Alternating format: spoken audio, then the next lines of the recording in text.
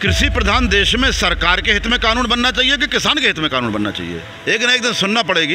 ये नाटक ख़त्म करने पड़ेगा कि हमें सुनाई नहीं दे रहा, ये नाटक ख़त्म करना पड़ेगा कि हम सुन नहीं रहे हैं, और ये झिझक और शर्म, इससे बाहर निकल के किसानों के सामने बैठना ही पड़ेगा। 24 में ये जाएंगे, बीजेपी को धरातल में मिला जाएंगे। इन्होंने किसान का अपमान नहीं किया, फिर देश का अपमान कर दिया। नमस्कार, आपके साथ मैं हूं आदित्य कुमार। द सच आप देख रहे हैं। दरअसल एक कहावत बहुत पुरानी है कि उम्मीद पर दुनिया टिकी होती है, और शायद उम्मीद पर ही ये किसान आंदोलन टिका हुआ है। और दिल्ली के हाल एक बॉर्डर पर किसान मौजूद हैं। हम इस वक्त गाजीपुर बॉर्डर पे हैं।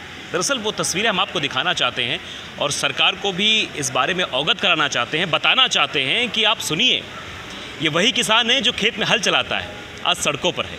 ये वही किसान है जो देश की जीडीपी में एक अहम योगदान रखता है। यानी कृषि प्रधान देश है और अगर किसान परेशान है तो बहुत ही दुविधा का विषय है। कई सारे सवाल खड़े होते हैं, कई सारी बातें हैं। किसानों से लगातार बात कर रहे हैं और लगातार ये जानने की कोशिश कर रहे हैं कि आखिरकार उनके मन में क्या चल रहा है। और सरकार के पास भी जाएंगे, सरकार के उन नुमाइंदों के पास भी हम जाएंगे, उनसे ही बात करेंगे कि आपके मन में किसानों को लेकर क्या चल रहा है। क्या किसान का ध्यान आप नहीं रख सकते हैं? क्या देश की जनता का ध्यान नहीं रख सकते हैं? क्योंकि संविधान भी कहता है कि जनता द्वारा जनता के लिए, जनता के लिए आप चुने गए हैं, जनता द्वारा चुने गए हैं, तो जनता के लिए अगर ध्यान नहीं दे रहे हैं तो बड़े सवाल खड़े होते हैं। हमारे साथ कुछ किसान हैं, पहले उनसे बात करेंगे, बातचीत करने की कोशिश करेंगे। क्या नाम आपका? राजवीर सिंह जादौन, प्रदेश अध्यक्ष। कहाँ से? भारतीय किसान यूनियन। प्रदेश अध्यक्ष भारतीय किसान यूनियन जी। कब से हैं आप यहाँ पर? जब से आंदोलन है। जब से आंदोलन चल रहा है। घर वालों की याद नहीं आती आपको? ऐसा कौन प्राणी होगा जो जीवित होगा और उसको अपनों की याद ना आती हो। लेकिन देश को जिंदा रखने के लिए, किसान को जिंदा रखने के लिए इन चीज़ों के ऊपर उठना पड़ता है, इन भावनाओं के ऊपर जाना पड़ता है, तब जाकर के इस तरह के माहौल और आंदोलन बनते हैं। हम भी इस महान आंदोलन, जो विश्व का सबसे बड़ा आंदोलन है, उसके किंचित मात्र एक छोटे से अंश है। जी नहीं, देखा गया है। और सवाल ये बहुत अहम हो जाता है कि लगभग 7 महीने होने को, 8वां महीना चल रहा है, सरकार बिल्कुल सुन नहीं रही है। जनवरी के बाद से कोई वार्तालाप सरकार से नहीं हो पाया है किसानों का। और सरकार, पश्चिम बंगाल की स्थिति आपने देखी, उत्तर प्रदेश में अब हाल फिलहाल उत्तर प्रदेश के साथ साथ 5 राज्यों में विधानसभा चुनाव होने हैं, और सरकार फिर भी मतलब कोई भी उसको चिंता नहीं किसानों की। आपको क्या लगता है? नहीं, ऐसा नहीं है कि सरकार को सुनाई नहीं दे रहा। सुनाई तो दे रहा है सरकार को, लेकिन वो ऐसा नाटक कर रही है कि जैसे हमें सुन नहीं रहे हम। क्योंकि बात करने की हिम्मत नहीं जुटा पा रहे, वापस वार्ता की टेबल पे लौटने की हिम्मत नहीं जुटा पा रही सरकार। क्योंकि उन्होंने परिणाम देख लिया है कि 11 दौर की वार्ता के बाद जब 1 दर्जन संशोधन करने के लिए मजबूर होना पड़ा, कानूनों को होल्ड करने के लिए मजबूर होना पड़ा, तो वो वार्ता की टेबल से बड़े खूबसूरती से हट गए। क्योंकि उनको लगा कि अगर वार्ता की टेबल पर हम बैठे रहेंगे, वो वार्ताओं का क्रम जारी रहेगा, तो इन कानूनों की धज्जियाँ उड़ जाएंगी। और जो शुरुआत में उन्होंने कहा था कि हमारे कानून गंगा जल की तरह पवित्र हैं, तो वो पोल खुल जाएगी। तो बड़े खूबसूरती से वार्ता के टेबल से हटे हैं। ऐसा दिखा रहे हैं जैसे वो हमको सुनना नहीं चाहते, लेकिन ऐसा होता नहीं है। तो शांतिप्रिय तरीके से चलने वाला ये आंदोलन आज 7 महीने के बाद 8वें महीने में प्रवेश कर गया है। एक ना एक दिन सुनना पड़ेगी। ये नाटक ख़त्म करने पड़ेगा कि हमें सुनाई नहीं दे रहा, ये नाटक ख़त्म करना पड़ेगा कि हम सुन नहीं रहे हैं, और ये झिझक और शर्म, इससे बाहर निकल के किसानों के सामने बैठना ही पड़ेगा। नहीं, क्या एक सवाल बहुत अहम हो जाता है कि अगर किसानों के हित में नहीं है, किसान ये मांग कर रहा है कि इन कानूनों पर आप विचार करिए, MSP गारंटी दीजिए, तो सरकार को दिक्कत कहाँ आ रही है? देखिए, किसान को लग रहा कि हमारे हित में नहीं है, सरकार को लग रहा कि हमारे हित में है। अब तय देश को करना है कि ये कृषि प्रधान देश है। कृषि प्रधान देश में सरकार के हित में कानून बनना चाहिए कि किसान के हित में कानून बनना चाहिए? मामला यहाँ फंसा हुआ है। सरकार को अपना हित दिखाई दे रहा है, सरकार को अपने मित्रों का हित दिखाई दे रहा है, सरकार को ऐसे लोगों का हित दिखाई दे रहा है जो सरकार तक पहुँचाने में, सरकार की उस कुर्सी तक के पहुँचाने में उनका बड़ा योगदान रहा है। उनको इस देश को बचाने में, देश की अर्थव्यवस्था को बचाने में, देश की अर्थव्यवस्था $5 ट्रिलियन तक पहुँचे, इस सफ़र को तय करने में जो महत्वपूर्ण कड़ी है किसान, उसको वो चीज़ उनको दिखाई नहीं दे रही। वो उनको हित उनका दिखाई दे रहा है जो सत्ता से कुर्सी तक ले जाने वाले लोग। तो ये अहम सवाल है। हमारे साथ वकील साहब भी हैं, वकील साहब से बात करने की कोशिश करेंगे। सत्ता तक ले जाने में तो जनता का हित होता है अशोक जी। जनता ही लेके जाती है, क्योंकि अगर जनता नहीं है तो सत्ता के गलियारे तक तो नहीं पहुंच सकते। और इस सरकार ने एक बहुत बड़ी गलती करी ये सारे जितने भी किसान थे, मैं पूर्ण विश्वास के साथ कह सकता हूँ कि 90% लोग वो हैं जिन्होंने वर्तमान में जो केंद्र में सरकार है उसको वोट दिया। यानी इस सरकार की कथनी और करनी में भेद आने के पश्चात, देखने के बाद, और इनका अड़ियलपन का जो रवैया रहा, किसानों को जो अपमानित करने की इनकी नीतियाँ रहीं, इनके वचनों से जिस तरीके से इन्होंने किसानों के हृदय को पीड़ित किया, इन्होंने इस जनता को अपने से बहुत दूर कर लिया। ये सत्य है, जैसा अध्यक्ष जी ने कहा, डेमोक्रेसी की तो विशेषता ये है कि सरकार किसकी, जनता की, जनता के द्वारा, जनता के लिए। अब हम तो इसे जनता का ही एक स्वरूप मानते थे कि जिसको हम चुन रहे हैं सरकार में कि वो हमारे में से एक है, लेकिन शायद हमारा भ्रम था। और अच्छा है, वो खुश है कि हमें बाज़ार में जलील करता है, और हम खुश हैं कि उसकी औकात पता चल गई। बिल्कुल। अब इसी बात पे एक क्योंकि कल एक तस्वीर राकेश टिकैत की वायरल हुई थी और उस तस्वीर पे बड़ा बवाल बचा। हमने भी देखा कि सोशल मीडिया पर तरह तरह के कमेंट्स आ रहे हैं कि कैसे किसान हैं कि एसी में सोते हैं, ऐसा करते हैं, वैसा करते हैं, ये जनता को भ्रमित कर रहे हैं, बाकी किसान तो ऐसे सो रहा है, ये एसी में कैसे सो रहे हैं। देखिए, उस सोती हुई तस्वीर को मैंने आज भी देखा।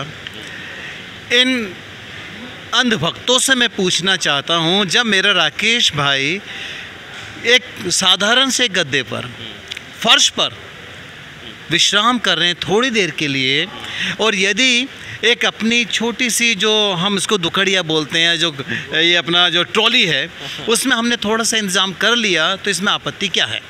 वो सारे लोग, सारे जो एयर कंडीशन में रहने वाले, बड़ी ऊंची ऊंची अट्टालिकाओं में रहते हैं, जो शाम को पता नहीं किस किस प्रकार के शोक फरमाते हैं, अगर वो मेरे किसान के लिए, मेरे राकेश भाई के लिए जो आदर्श है किसानों का, उनके लिए अगर ऐसे तुच्छ शब्दों का, गिरे हुए शब्दों का इस्तेमाल करते हैं, तो पूरा देश देख रहा है और पूरा देश उसकी निंदा करता है।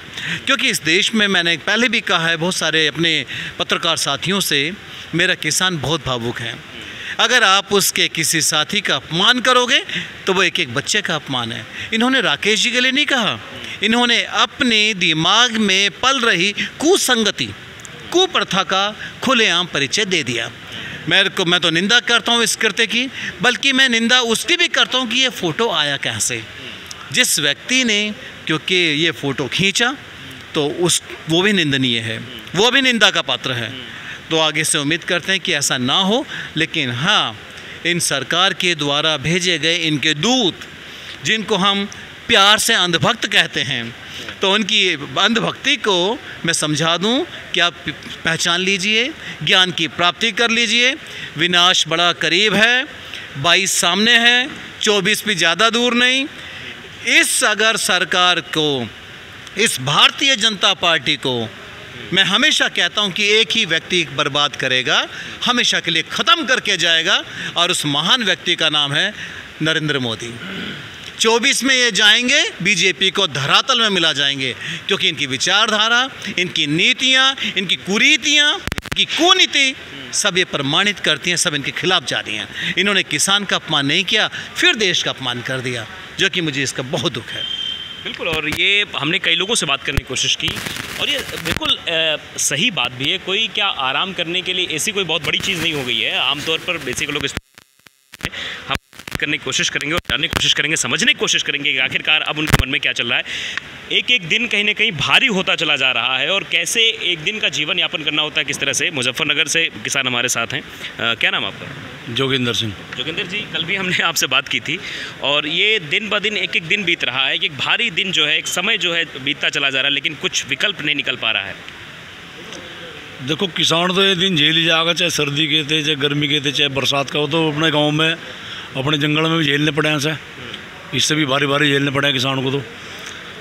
और सरकार को तो इतना मानने की नहीं, इतना किसान जो है अड़ा रहेगा, किसान हटने वाला नहीं है। किसान को आदत है इस तरह के झटके झेलने की, गर्मी सर्दी के। सरकार को हटा के जब भी किसान यहाँ से जाएगा, इससे पहले जाने वाला है नहीं। बीजेपी का यह दावा है कि आपकी 300 के पार आएंगे, मीटिंग हो रही, मैराथन बैठक हो रही है, लगातार बैठक हो रही है। प्रदेश अध्यक्ष स्वतंत्र देव सिंह कह रहे हैं कि हम तो 300 के पार लाएंगे। तो किसानों के बिना सहयोग क्या जाएगा ऐसा? किसानों के बगैर सहयोग के कुछ काम हुआ है अब तक। यो देश कृषि प्रधान देश है, किसानों के बगैर ना कुछ होया ना कुछ होने का। जो किसान चाहेगा वही होगा। बिल्कुल। तो ये साफ तौर पर अब कहीं ना कहीं ये आंदोलन एक नए रूप की तरफ बढ़ रहा है और लगातार जैसे हम देख रहे हैं वैसे भीड़ बढ़ती जा रही है।